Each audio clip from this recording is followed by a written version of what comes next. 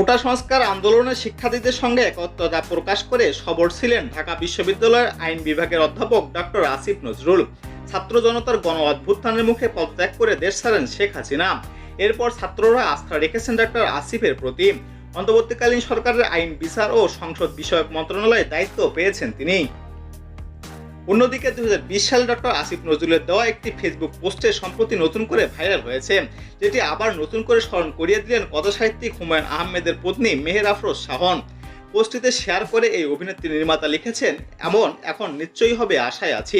2020 সালে আসিফ নজরুলের দেওয়া ফেসবুক পোস্টটি ছিল এমন: যদি ক্ষমতায় থাকতো আইন করতাম, বর্তমানে বা সাবেক প্রেসিডেন্ট, প্রধানমন্ত্রী ও মন্ত্রীগণ চিকিৎসা নিয়ে বিদেশ যেতে পারতেন না।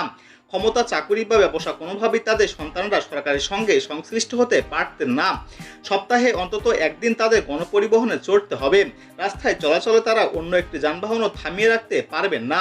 বিদেশ গমনের ক্ষেত্রে তারা অতি জরুরি ছাড়া কোনো সফরসঙ্গী নিতে পারবেন না। এ বিষয়ে সংসদকে জানানো হবে।